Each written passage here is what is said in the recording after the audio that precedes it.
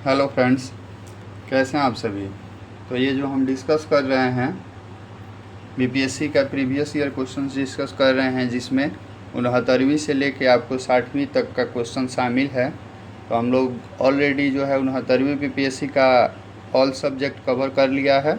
उसके बाद हमने हिस्ट्री में मॉडर्न हिस्ट्री कर लिया है, और अब जो है हम साइंस में सबसे पहले बायो को डिस्कस कर रहे हैं।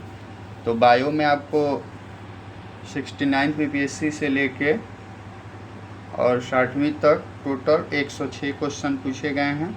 उसमें से हम लोग 61 क्वेश्चन जो है इससे पहले वाले वीडियो में डिस्कस कर लिया था। तो आज जो है हम 62 नंबर से डिस्कस करेंगे, 62 से लेके 106 तक। तो आप हमारे इस channel ISPCS with Sunit Yadav को सब्सक्राइब कर दीजिए, वीडियो को लाइक कर दीजिए, और आइए बिना समय ख़राब करते हुए शुरू करते हैं आज का डिस्कशन। 62 नंबर क्वेश्चन है, निम्न में से कौन सा कोशिका घटक कोशिका में दाखिल होने वाले जीवाणुओं को नष्ट करता है। तो वह है फ्रेंड्स आपका लाइसोसोम। ऑप्शन सी करेक्ट है। समझ गए। लाइसोसोम की खोज 1955 यानी कि 1955 ईस्वी में डी ड्यूब द्वारा की गई थी। लाइसोसोम की खोज 1955 ईस्वी में डी ड्यूब द्वारा की गई थी। तो आप डीडी करके याद रख सकते हैं। डीडी नेशनल चैनल भी है, न्यूज़ चैनल है, डीडी किसान है। तो लाइसोसोम किसने, तो डीडी ने। कब, तो 1955 में। इसमें झिल्ली से घिरी संरचना होती है, जिनमें 24 प्रकार के पाचक एंजाइम यानी कि डाइजेस्टिव एंजाइम पाए जाते हैं, जिनका निर्माण खुरदरी अंतःप्रदायी जालिका रेयर से होता है। यह बाहरी पदार्थों का भक्षण व पाचन जैसे विषाणु तथा जीवाणु कोशिका के टूटे फूटे भागों व अपशिष्ट पदार्थों को पाचित करके कोशिका को साफ करती हैं। इसे आत्मघाती थैली यानी कि सुसाइड वेसल भी कहते हैं। किसको, तो लाइसोसोम को। क्लियर है। आइए देखते हैं 63 नंबर। शरीर में लौह की कमी होने से क्या होता है। तो लौह की कमी होने से रक्त लापता होता है। समझे। शरीर में आयरन की कमी से एनीमिया यानी रक्तल्पता रोग उत्पन्न होता है। आयरन रक्त में हीमोग्लोबिन बनाने में मदद करता है, जिसके द्वारा शरीर के प्रत्येक अंग तक ऑक्सीजन पहुंचता है। आयरन की कमी का प्रमुख कारण आयरन युक्त डाइट का सेवन न करना, पीरियड्स के दौरान अधिक ब्लीडिंग तथा प्रेगनेंसी के दौरान आयरन की ज़रूरतें बढ़ जाना आदि है। कमी का प्रभाव इम्यूनिटी कमज़ोर, इन्फेक्शन बढ़ना, बच्चे का निम्न विकास, कम वजन, हृदय रोग आदि के रूप में होता है। समझ गए। सॉरी। अब है आपका 64 नंबर। मानव शरीर का सामान्य तापमान होता है, तो वो होता है 98.6 डिग्री फ़ारेनहाइट। समझे। 98.6 डिग्री फ़ारेनहाइट। मानव शरीर का सामान्य तापमान 36.6 डिग्री सेल्सियस अथवा 98.6 फ़ारेनहाइट होता है। इससे ऊपर तापमान की स्थिति ज्वर या बुखार कहलाती है। 98.6 फ़ारेनहाइट होता है, और इससे ऊपर तापमान की जो स्थिति है वो ज्वर या बुखार यानी कि फीवर कहलाती है। 99 से लगा लीजिए आप। समझ गए। अब है आपका 65 नंबर। मानव शरीर के किस अंग में उपकला कोशिका पाई जाती है। तो ये पाई जाती है फ्रेंड्स आपको उपकला ऊतक में। तो जो आपको ऑप्शन में नहीं दिया हुआ है, तो इसीलिए इसका करेक्ट आंसर हो जाएगा उपर्युक्त में से कोई नहीं। मानव शरीर के किस अंग में उपकला कोशिका पाई जाती है? उपकला ऊतक आपस में जुड़ी कोशिकाओं की एक से अधिक परत द्वारा बनी होती है जो जंतुओं के शरीर ढकने तथा बाह्य रक्षा प्रदान करती है। यह शरीर के विभिन्न तंत्रों को भी एक दूसरे से पृथक रखता है। इसका प्रमुख कार्य जल व पोषण पदार्थों का अवशोषण, शरीर से उत्सर्जित पदार्थों की निकासी आदि है। शरीर के विभिन्न अंग जैसे जिह्वा यानी कि टंग, वृक्क नली, लार ग्रंथि, श्वेत ग्रंथि, स्वीट ग्लैंड, आंत के भीतरी भाग, अंगनाशय, नर व मादा का मूत्र मार्ग, फेफड़ा, आँख, कान आदि में पाए जाते हैं। कौन? तो उपकला ऊतक। समझे? और यहाँ पे आपको दिए हुए हैं नाक, अग्नाशय, फेफड़ा, तो इसीलिए इसका ई करेक्ट आंसर था। उपयुक्त में से एक से अधिक। 65 नंबर देख लिया हमने। अब आइए 66 नंबर देखते हैं। देखिए काफ़ी इम्पोर्टेंट होता है प्रीवियस ईयर क्वेश्चन किसी भी एग्ज़ाम के लिए।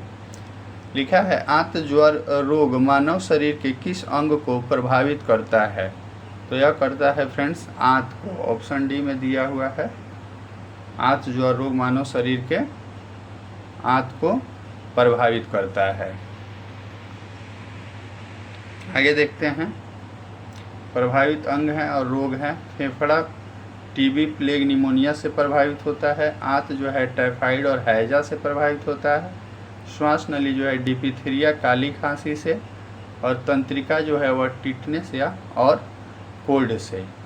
टाइफाइड जिसे आंत ज्वर भी कहते हैं साल्मोनेला टाइफी बैक्टीरिया से होता है। यह बैक्टीरिया खाने और जल द्वारा लोगों तक पहुंचता है। इससे प्रभावित अंग आंत है। समझ गए? इसीलिए जो है खाना और पानी जो है हमेशा स्वच्छ होना चाहिए, अच्छा होना चाहिए। 67 नंबर देखते हैं। 67 नंबर क्वेश्चन है कार्बनिक कृषि एक ऐसी कृषि प्रणाली है जिसमें कार्बनिक खादों, पुनर्चक्रित फॉर्म अवशिष्टों तथा जैव कारकों का अधिकतम मात्रा में प्रयोग किया जाता है। ऑप्शन सी में है। कार्बनिक कृषि एक ऐसी कृषि प्रणाली है जिसमें कार्बनिक खादों, पुनर्चक्रित फॉर्म अवशिष्टों तथा जैव कारकों का अधिकतम मात्रा में प्रयोग किया जाता है। यानी कि इसमें जो है ये जो खाद यूरिया वगैरह मिलता है इसका प्रयोग नहीं किया जाता है। जैविक कृषि में मवेशी खाद का प्रयोग किया जाता है। कार्बनिक कृषि में रासायनिक उर्वरकों एवं कीटनाशकों का उपयोग न्यूनतम तथा कार्बनिक खाद, कंपोस्ट खाद, कृषि अपशिष्ट, जैविक कारक जैसे नील हरित शैवाल आदि का अधिकतम प्रयोग पर बल दिया जाता है। द्वितीय हरित क्रांति के तहत इसे प्राथमिकता दी गई है। किसको? तो कार्बनिक खेती को, कार्बनिक कृषि को। निम्न में से कौन सी क्रिया पृथ्वी पर हो रहे कार्बन चक्र में ऑक्सीजन को बढ़ाती है? तो वह बढ़ाती है फ्रेंड्स ऑप्शन डी प्रकाश संश्लेषण। प्रकाश संश्लेषण की प्रक्रिया में हरे पौधे कार्बोहाइड्रेट, प्रकाश ऊर्जा और CO2 H2O का निर्माण करते हैं एवं ऑक्सीजन बाहर निकालते हैं।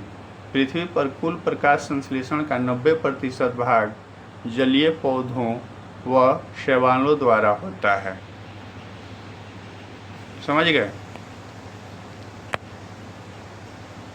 आपका 69 नंबर क्वेश्चन है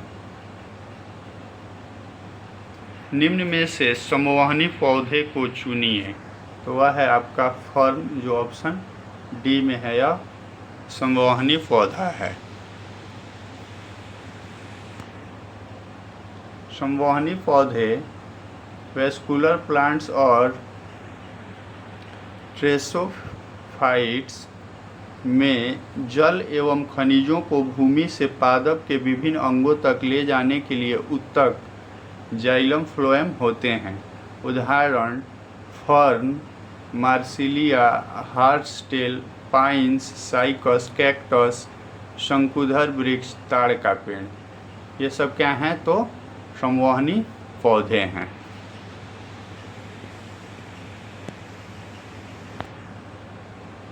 निम्न में से 70 नंबर क्वेश्चन दिया हुआ है कि निम्न में से जैविक उर्वरक का सही उदाहरण कौन सा है? तो है फ्रेंड्स आपका माइकोरिजल फंगी और ब्लू ग्रीन शैवाल। और ऑप्शन बी में है आपका ये दोनों, केवल एक तथा दो। क्या है ये? तो जैविक उर्वरक का सही उदाहरण है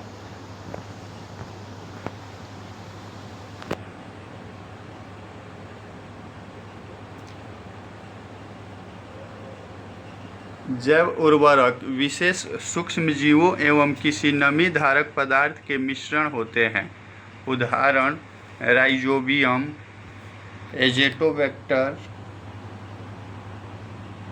एजोसोपाइरिज्म, ब्लू ग्रीन शैवाल, एस्परजिलस, सूडोमोनास, बैसिलस माइकोरिजल फंगी आदि। बैसिलस थुरिजिएंसिस एक जीवाणु है जिसका उपयोग कृषि में बायो कंट्रोल एजेंट के रूप में पौधों की बीमारियों को नियंत्रित करने के लिए किया जाता है। समझ गए? है आपका 71 नंबर। निम्न में से किस पौधे ने खाद्य सामग्री संग्रह करने के लिए अपने स्टेम को संशोधित किया है? तो वो अदरक है आपका। ऑप्शन ए में दिया हुआ है अदरक।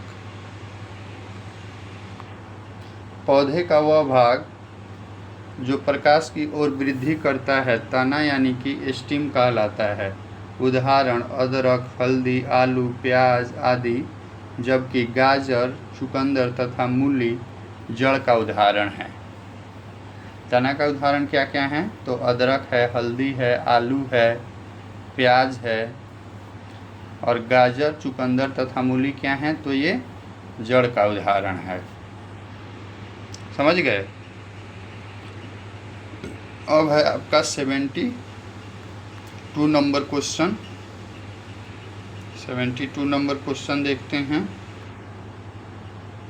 कौन सा वैश्विक सम्मेलन ग्रीन हाउस गैस उत्सर्जनों में कमी के लिए आयोजित वैश्विक समझौते की दिशा में पहला कदम था? ग्रीन हाउस गैस के उत्सर्जन में कमी के लिए कौन सा है जो वैश्विक समझौते की दिशा में पहला कदम, कौन सा सम्मेलन था? तो वो था आपका रियो 1992, यानी कि रियो 1992 जो है वह वैश्विक सम्मेलन था पहला ग्रीन हाउस गैस उत्सर्जन में कमी के लिए। 72 नंबर क्वेश्चन देख रहे हैं हम। ओजोन परत को नष्ट करने वाले गैसों के उत्सर्जन को रोकने हेतु 1985 में वियना सम्मेलन का आयोजन हुआ था। मॉन्ट्रियल प्रोटोकॉल, देखिए ओजोन परत को के लिए कौन हुआ था? तो 1985 में वियना सम्मेलन। मॉन्ट्रियल प्रोटोकॉल 1987 में भी ओजोन परत के संरक्षण से संबंधित है। जबकि रियो सम्मेलन 1992, जिसे पृथ्वी सम्मेलन भी कहा जाता है, ग्रीन हाउस गैसों के उत्सर्जन में कमी से संबंधित है। और क्योटो प्रोटोकॉल 1997 ग्रीन हाउस उत्सर्जन में कमी के प्रयास में प्रथम कानून है। समझ गए? ये जो आपको 2-3 कानून हैं यहाँ पे, ये ध्यान में रखना चाहिए। अब है आपका 73। इसरो संक्षिप्त रूप है, तो ये यहाँ पे इसरो का फुल फॉर्म पूछा गया है, तो वो है आपका इंडियन स्पेस रिसर्च ऑर्गेनाइजेशन, जो ऑप्शन सी में सही दिया हुआ है। Indian Space Research Organisation ISRO का फुल फॉर्म है।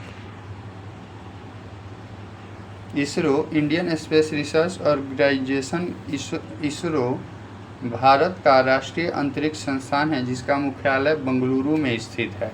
यह भारत के लिए अंतरिक्ष तकनीक के विकास हेतु उत्तरदायी है।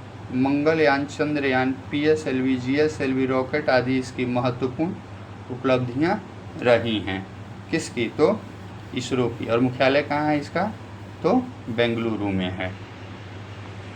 नेक्स्ट देखते हैं। यहाँ से अब आपका 64th बीपीएससी का क्वेश्चन शुरू हो गया। डीएनए की खोज किसने की? तो डीएनए की खोज जो है वह किए थे जेम्स वाटसन एवं फ्रांसिस, नहीं आपका क्रिक, यहाँ पे क्रिक नहीं होगा, ये गलत हो जाएगा।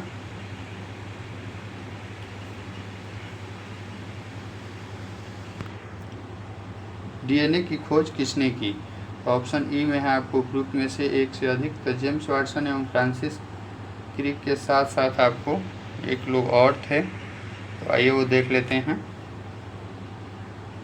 डीऑक्सीराइबो न्यूक्लिक एसिड डीएनए को सबसे पहले 1816 में फ्रेडरिक मिसेचर ने देखा था और उसे न्यूक्लिन कहा था, किंतु वर्ष 1953 में जेम्स वाटसन और फ्रांसिस क्रिक ने इसकी आणविक संरचना यानी कि डबल हेलिक्स मॉडल की खोज की थी। इसके लिए इन्हें 1962 का नोबेल पुरस्कार प्राप्त हुआ। डीएनए शरीर में सभी आनुवांशिक क्रियाओं का संचालन करता है। जीन इसकी क्रियात्मक इकाई है। डीएनए की क्रियात्मक इकाई जीन है। आर्थर कोनबर्ग ने सर्वप्रथम डीएनए को अंतःपात्र में बनाया था। किसने? आर्थर कोनबर्ग ने सर्वप्रथम डीएनए को अंतःपात्र में बनाया था। ग्रेगर मेंडल को आनुवांशिकता का पिता यानी कि फादर ऑफ जेनेटिक्स कहा जाता है। समझे? इसीलिए इसका ऑप्शन ही सही था, क्योंकि आपके खोज पूछा गया है और ऑप्शन में जो जेम्स वाटसन और फ्रांसिस क्रिक है ये इसके आणविक संरचना की यानी कि डबल हेलिक्स मॉडल अगर पूछा जाता है क्वेश्चन में तो ऑप्शन ए सही हो जाता, लेकिन खोज है तो आर्थर कोनबर्ग ने है जो सर्वप्रथम डीएनए को बनाया था।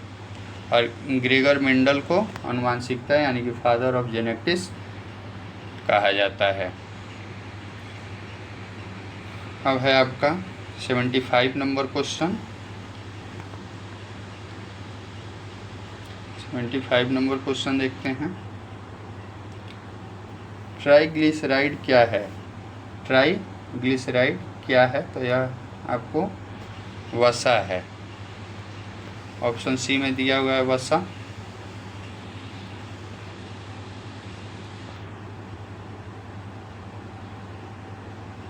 ट्राइग्लिसराइड क्या है? तो यह एक प्रकार का वसा है। 75 नंबर।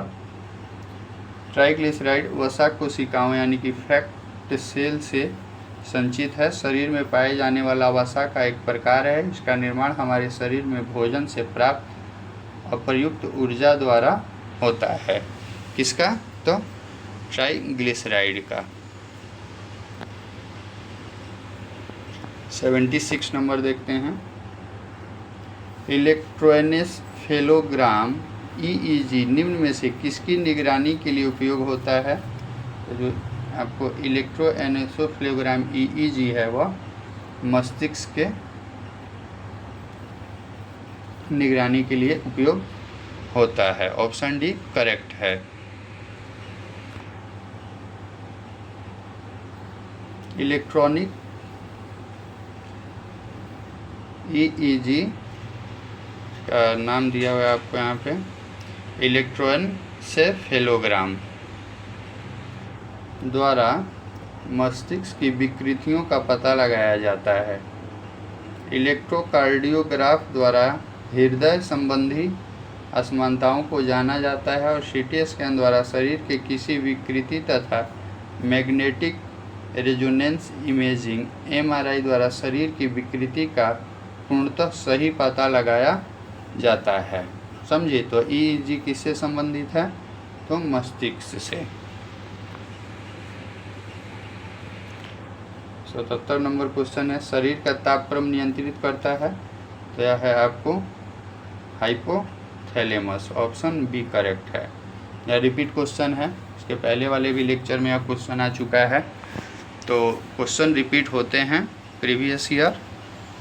आप इस बात को जितना जल्दी मान लेंगे उतना आपके लिए फ़ायदेमंद होगा एग्ज़ाम हॉल में। हाइपोथैलेमस मस्तिष्क का एक अभिन्न अंग है। हाइपोथैलेमस द्वारा शरीर के तापमान को नियंत्रित किया जाता है, समझे। 78 नंबर है, मानव शरीर में होता है तो लगभग 70% पानी होता है मानव शरीर में। मानव शरीर का अधिकतम भाग जल से बना है, इसकी मात्रा लगभग 2/3 यानी कि 70% तक होती है। वीडियो को लाइक कर दीजिए और चैनल को सब्सक्राइब कर दीजिए। यह धर्म ही है यूट्यूब का कि अगर सामने वाला नहीं बोले कि लाइक करना है, सब्सक्राइब करना है, तो कोई इसका नहीं करेगा। यह है आपका कोशिका का शक्ति स्रोत होता है। 79 नंबर क्वेश्चन में पूछा गया है कि कोशिका का जो शक्ति स्रोत है वह क्या है, तो वो है फ्रेंड्स आपका ऑप्शन बी माइटोकॉन्ड्रिया।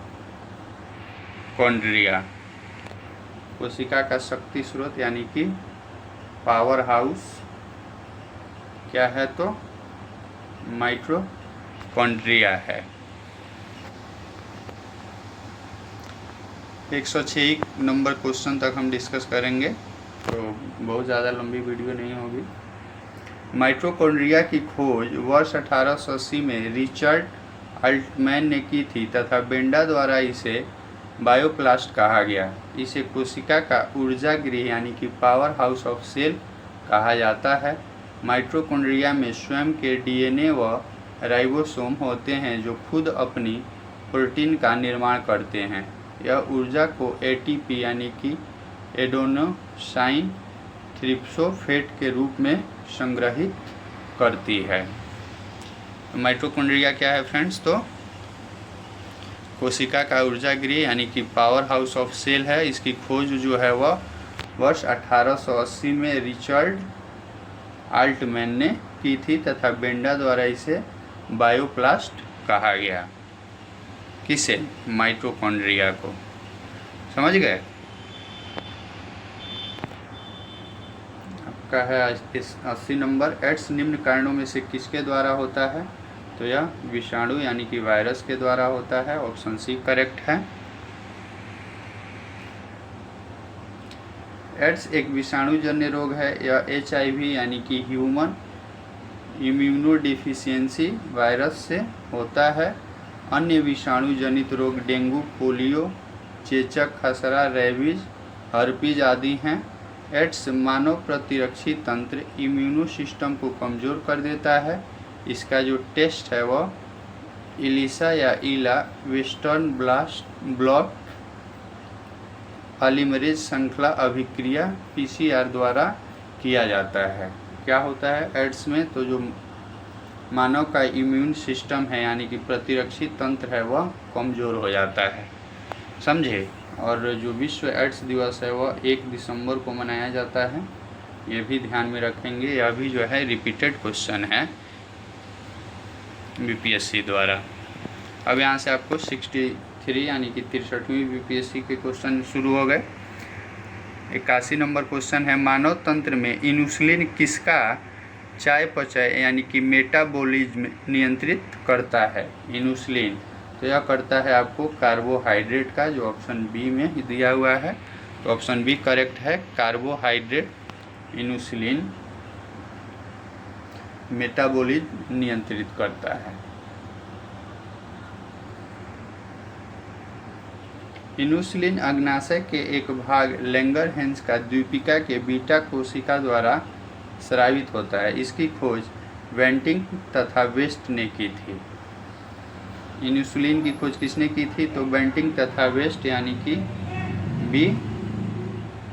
बीबी ने जो है इंसुलिन की खोज की थी।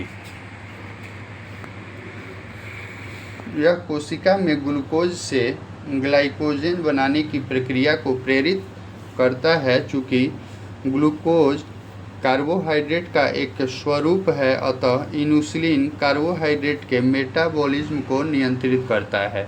इंसुलिन के अल्प स्रवण से मधुमेह तथा अतिस्रवण से हाइपोग्लाइसीमिया नामक रोग होता है, जिससे जनन क्षमता तथा दृष्टि ज्ञान कम होने लगता है। समझे? इंसुलिन जब कम हो जाएगा तो क्या हो जाएगा? आपको मधुमेह यानी कि डायबिटीज़ हो जाएगा।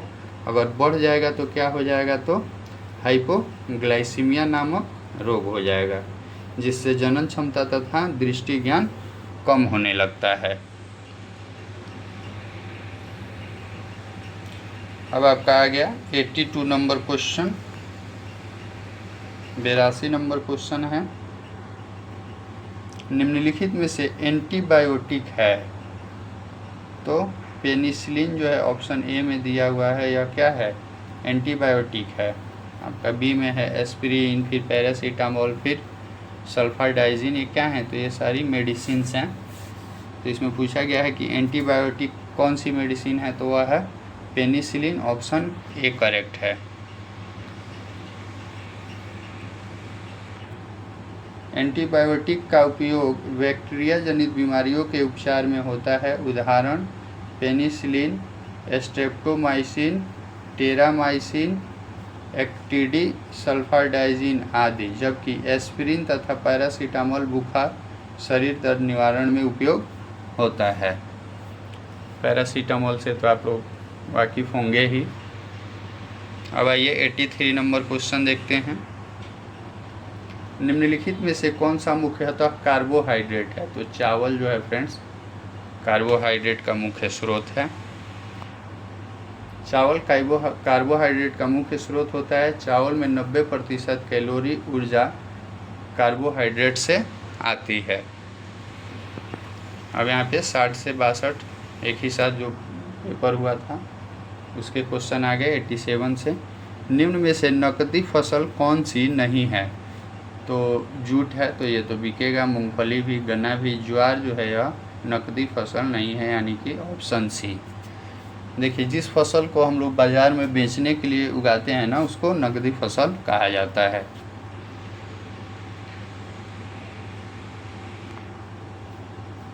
फसलों को कई आधार पर वर्गीकृत किया जाता है, जैसे खाद्य फसल, नकदी फसल, खरीफ, रबी, जायद फसल आदि। समझे? इनका वर्गीकरण है। खाद्य फसल हो गया, नकदी फसल, खरीफ, रबी, जायद आदि। वैसे फसल जिसे आर्थिक लाभ प्राप्ति हेतु उगाया जाता है उसे नकदी फसल कहते हैं, जैसे गन्ना, जूट, मूंगफली, रबड़, चाय, कॉफ़ी, कपास आदि। जबकि ज्वार, चावल, गेहूँ, मक्का आदि को उपभोग हेतु लगाया जाता है, अतः ये खाद्य फसल हैं। समझ गए? अगला देखते हैं हम 85 नंबर क्वेश्चन। काली क्रांति संबंधित है। 85 नंबर काली क्रांति या कृष्ण क्रांति भी इसको आपको मिल सकता है लिखा हुआ। तो यह संबंधित है आपको कच्चा तेल उत्पादन से। ऑप्शन सी जो है करेक्ट है। समझे? स्वतंत्रता पश्चात देश को विभिन्न क्षेत्रों में आत्मनिर्भर बनाने हेतु कई क्रांतियां लाई गई हैं, जिसके द्वारा उस क्षेत्र में उत्पादन व उत्पादकता बढ़ाने पर बल दिया गया।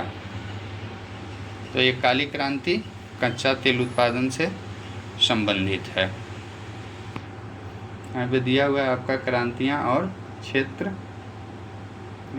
क्रांतियाँ हैं, फिर क्षेत्र है। नीली क्रांति मत्स्य उत्पादन, काली क्रांति पेट्रोलियम उत्पादन यानी कि कच्चा तेल, स्वर्ण या सुनहरा रेशा क्रांति जूट उत्पादन, पीली क्रांति तिलहन उत्पादन, लाल क्रांति मांस या टमाटर उत्पादन और गुलाबी क्रांति झींगा उत्पादन। 86 नंबर क्वेश्चन है, जीव कोशिकाओं में आनुवांशिक लक्षणों के नियंत्रण में निम्नलिखित में से कौन सा उत्तरदायी है? आनुवांशिक लक्षणों के नियंत्रण में यानी जेनेटिक्स, तो वो है आपका डीएनए। और ऑप्शन डी में दिया हुआ है डीएनए। डीएनए जीव कोशिकाओं में सभी आनुवंशिक क्रियाओं का संचालन करता है जिन इसकी क्रियात्मक इकाई होती है। डीएनए वंशानुगत विशेषता को अगली पीढ़ी में स्थानांतरित करता है। डीएनए से ही आरएनए का निर्माण होता है जो प्रोटीन संश्लेषण में सहायक होता है। कौन? तो आरएनए। हार्मोन्स मुख्यतः अमीनो अम्ल स्टेरॉयड के बने अरासायनिक पदार्थ होते हैं और रासायनिक पदार्थ होते हैं जो वृद्धि, विकास, प्रजनन क्रियाएं तथा उपापचयी क्रियाओं का नियमन करते हैं। 87 नंबर देखते हैं। निम्नलिखित में से किस युग में सही सुमेल नहीं है? तो ये हो जाएगा आपका इसका करेक्ट आंसर ऑप्शन ई। उपयुक्त में से जो एक से अधिक हैं या उपयुक्त में से कोई नहीं। ये ऑप्शन जो है बीपीएससी के द्वारा हटा दिया गया है, तो आपको चिंता करने की ज़रूरत नहीं है। संतरा विटामिन सी का प्रमुख स्रोत है, किंतु इसमें विटामिन B1 और विटामिन ए आदि भी मिलते हैं। कॉड यकृत तेल जो लिवर ऑयल है एवं सूर्य के प्रकाश से विटामिन डी प्राप्त होता है। गेहूं अंकुर तेल विटामिन ई का प्रमुख स्रोत है, जबकि अल्फाल्फा लुसेन से विटामिन ए, बी, डी, ई, के आदि मिलता है। समझ गए? अब आगे आपका 88 नंबर क्वेश्चन। निम्नलिखित में से किस विटामिन को एर्गोकैल्सिफेरॉल कहते हैं? एर्गोकैल्सिफेरॉल तो वो विटामिन D2 को कहते हैं, जो ऑप्शन ए में दिया हुआ है। विटामिन D2 को जो है एर्गोकैल्सिफेरॉल कहते हैं। यहाँ पे विटामिन है, फिर उसके रासायनिक नाम है कुछ दिए हुए। तो विटामिन ए है, उसको रेटिनॉल उसका रासायनिक नाम है। B1 का थायमिन, B2 का राइबोफ्लेविन, B3 का नियोसिन, B5 का पेंटोथेनिक अम्ल और B6 का पायरिडॉक्सिन। समझ गए? आगे है आपका B7 biotin, B11 folic acid, B12 cyanocobalamin, vitamin C को एस्कॉर्बिक एसिड, विटामिन डी को कैल्सिफेरॉल, D2 को एर्गोकैल्सिफेरॉल, D3 को कॉलेकैल्सिफेरॉल, D4 को डाइहाइड्रो एग्रोकैल्सिफेरॉल, D5 को आपको साइटोकैल्सिफेरॉल, विटामिन ई को टेकोफेरॉल और विटामिन के को फ्लोक्विनोन। और विटामिन जो के है वह रक्त को थक्का बनाने में सहायक होता है। ये भी क्वेश्चन पूछा गया है, तो आप ध्यान में रखेंगे। विटामिन D2 डी का ही एक प्रकार है जो भोजन व आहार अनुपूरक के रूप में मनुष्यों को प्राप्त होता है। इसका स्रोत मक्खन, मशरूम, दूध, पनीर, मांस आदि है। इसकी कमी से बच्चों में रिकेटस तथा वयस्कों में ऑस्टियोमलेशिया रोग होता है। किससे? तो विटामिन D2 के कमी से। अब आपका है नेक्स्ट हमारा 89 नंबर क्वेश्चन है।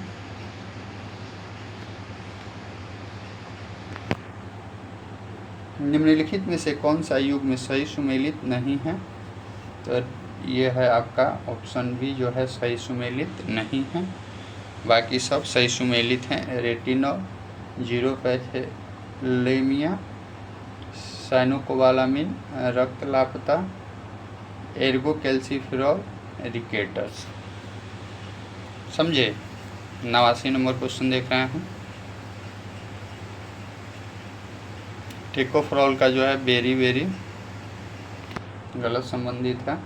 रेटिनॉल ए से आपको 0 विटामिन से और रोग दिया हुआ है, मतलब किस विटामिन की कमी से कौन सा रोग होगा। तो रेटिनॉल यानी कि विटामिन ए से जीरोपैथेलेमिया, रतौंधी, थायमिन B1 की कमी से बेरी नियोसिन, B3 कमी से पेलाग्रा, 4D सिंड्रोम, साइनोकोबालामिन यानी कि B12 से एनीमिया, पांडु रोग, कैल्सीफेरॉल यानी कि विटामिन डी से रिकेटस ऑस्टियोमलेशिया। फिर टेकोफेरॉल विटामिन ई से नपुंसकता, बांझपन, गंजापन। और फ्लोक्विनोन विटामिन के से रक्त का थक्का न बनना। ऊपर भी मैंने आपको ये बात बताई थी।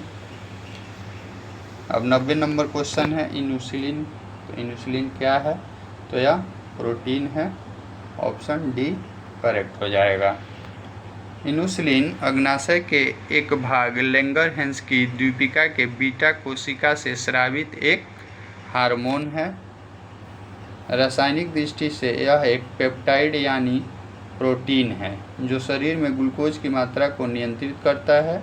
इसकी खोज वेंटिंग और वेस्ट ने की थी। इसके अल्प श्रवण से डायबिटीज तथा अति श्रवण से हाइपोग्लाइसीमिया रोग होता है। ये भी रिपीटेड क्वेश्चन है। निम्नलिखित में से कौन प्रतिजैविक औषधि है? इसका जो करेक्ट आंसर है वो ऑप्शन ई है। उपयुक्त में से कोई नहीं है, उपयुक्त में से एक से अधिक। तो बैक्टीरियल इन्फेक्शन के उपचार में क्लोरोमेफेनिकॉल नामक एंटीबायोटिक का उपयोग होता है। क्लोरोमेफेनिकॉल है तो एंटीबायोटिक है। अतः क्लोरोफेनिकॉल एक प्रतिजैविक है, जबकि सल्फागुआनिडीन भी एक प्रकार का प्रतिजैविक है जो जीवाणुरोधी एजेंट के रूप में कार्य करता है। एस्पिरिन दर्द, बुखार और सूजन को कम करने हेतु उपयोगी एंटीपायरेटिक है, जबकि क्विनीन एक दवा है और काटने वाले एजेंट हैं, कटिंग एजेंट हैं। समझ गए? 92 नंबर क्वेश्चन देख लेते हैं। सूची 1 को सूची 2 के साथ सुमेलित कीजिए तथा सूचियों को नीचे दिए गए कूटों की सहायता से सही उत्तर चुनिए। ये जो कूट हैं इसकी सहायता से सही उत्तर बताना है।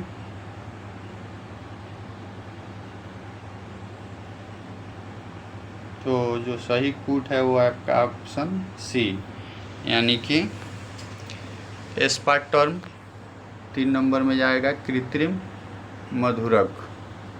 फ्रेयॉन आपका 4 नंबर में जाएगा। प्रशीतक। उसके बाद है नियोप्रीन यानी कि संश्लेषित रबर। उसके बाद बचता है बेनाड्रिल, ये है प्रतिहिस्टामिन।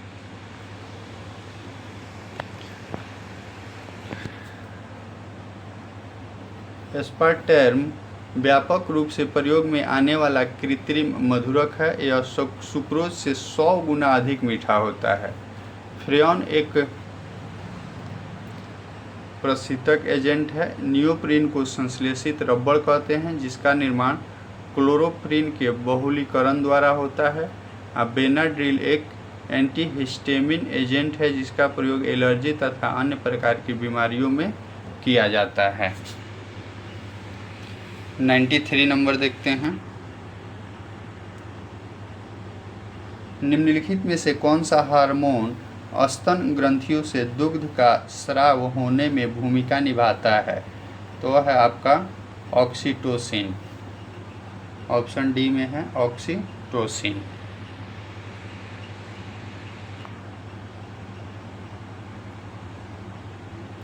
ऑक्सीटोसिन हार्मोन स्त्रियों के गर्भाशय तथा स्तन की क्रियाओं को नियंत्रित करने में मदद करता है। वह शिशु के जन्म के बाद गर्भाशय को सामान्य अवस्था में लाने और शिशु के दुग्ध पान के समय स्तनों की पेशियों को सिकुड़ कर दुग्ध उत्पादन में मदद करता है। पशुओं यानी कि गाय भैंस से अधिक दुग्ध प्राप्त करने हेतु कृत्रिम ऑक्सीटोसिन का इंजेक्शन लगाया जाता है जिसे पिटोसिन कहते हैं। एड्रिनलिन ग्रंथि से निकलने वाले हार्मोन को लड़ो एवं उड़ो, फाइट एंड फ्लाइट, ये भी क्वेश्चन आया हुआ है, फिर से देख लीजिए। एड्रेनेलिन ग्रंथि से निकलने वाले हार्मोन को लड़ो एवं उड़ो यानी कि फाइट एंड फ्लाइट हार्मोन कहते हैं।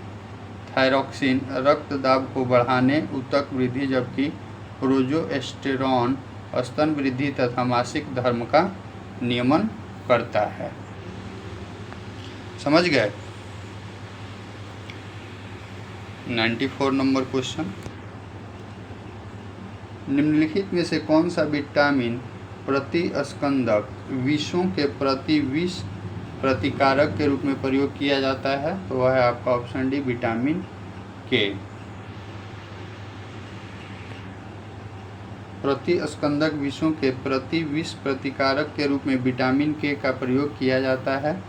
विटामिन के की कमी वाले मरीजों का ऑपरेशन करने में कठिनाइयाँ होती हैं क्योंकि अधिक खून बहने का डर रहता है, यानी कि क्लॉटिंग नहीं होती है, रक्त का थक्का नहीं बनता है विटामिन के की कमी वाले मरीजों में। 95 नंबर क्वेश्चन देखते हैं। 95 नंबर क्वेश्चन,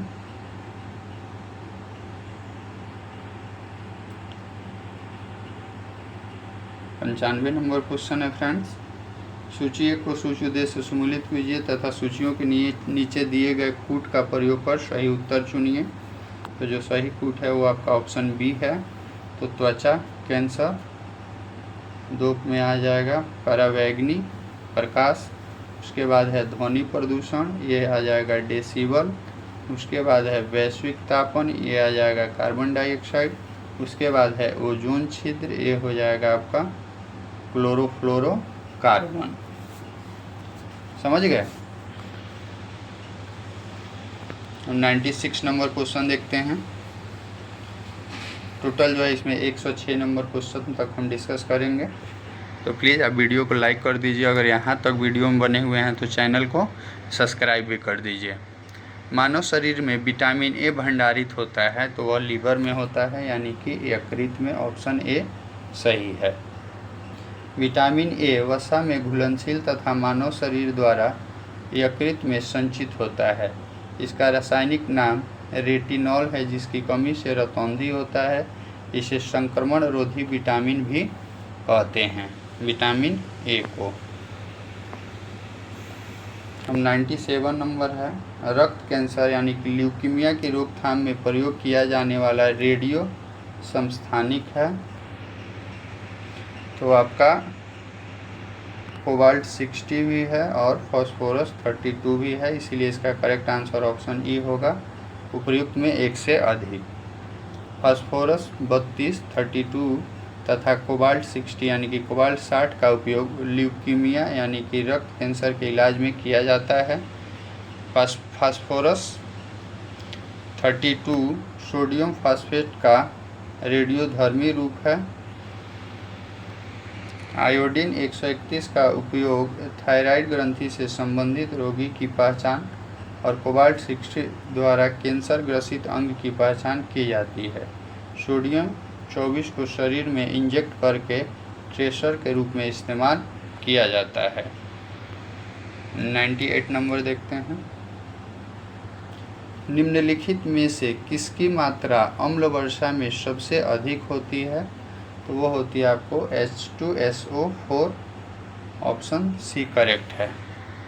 अम्ल वर्षा में सबसे अधिक जो मात्रा होती है वो H2SO4 यानी कि सल्फर डाइऑक्साइड तथा नाइट्रस ऑक्साइड की होती है।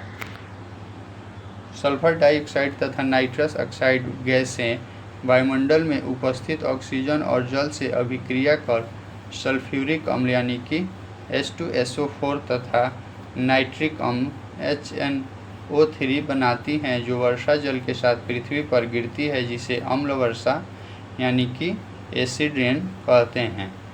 सामान्यतः अम्लीय वर्षा में 70% सल्फ्यूरिक अम्ल यानी कि H2SO4 तथा शेष भाग में अन्य अम्ल जैसे HNO3 आदि होते हैं, यानी कि नाइट्रिक अम्ल। समझ गए। 99 नंबर क्वेश्चन है आपको। उसके बाद है आपका टोटल जो है 106 नंबर तक का हमको डिस्कस करना है। तो ये 99 नंबर है। जलवायु परिवर्तन पर संयुक्त राष्ट्र संघ का कन्वेंशन ढांचा किससे संबंधित है? तो यह ग्रीन हाउस गैसों के उत्सर्जन में कमी से संबंधित है? संयुक्त राष्ट्र का कन्वेंशन ढांचा। ऑप्शन डी में है ग्रीन हाउस गैसों के उत्सर्जन में कमी। 1992 के रियो डी जेनेरियो यानी कि पृथ्वी सम्मेलन में जलवायु परिवर्तन पर आयोजित संयुक्त राष्ट्र सम्मेलन में ग्रीन हाउस गैसों के उत्सर्जन में कमी पर सहमति बनी थी। इसी सम्मेलन में जैव विविधता संरक्षण तथा एजेंडा 21 भी लाया गया था। तो आपसे पूछा जा सकता है कि एजेंडा 21 कब लाया गया था? तो यह रियो डी जेनेरियो यानी कि पृथ्वी सम्मेलन 1992 में लाया गया था। कणीय तत्व क्या है? तो ये आपको वायु प्रदूषक है। ऑप्शन बी करेक्ट है 100 नंबर क्वेश्चन का। पार्टिकुलेट मैटर को कण प्रदूषक कहा जाता है जो वायु प्रदूषक के रूप में कार्य करता है। समझे? अत्यंत छोटे होने के कारण श्वास के साथ शरीर में प्रवेश कर जाता है जिससे कई गंभीर समस्याएं उत्पन्न होती हैं। इनमें राख, धूल, परागकण, भारी धातु आदि आते हैं। 101 नंबर है। भारत में एकमात्र राज्य जो केसर का उत्पादन करता है वह है आपको Jammu and Kashmir. Option C सही है। कश्मीर अपने विशिष्ट जलवायु के कारण भारत में केसर उत्पादन का प्रमुख केंद्र है। पंपोर तथा जम्मू का किश्तवाड़ा प्रमुख केसर उत्पादक क्षेत्र हैं। ईरान विश्व के कुल केसर उत्पादन का 95% उत्पादित करता है। समझ गए? 101 नंबर क्वेश्चन हमने देख लिया। अब आइए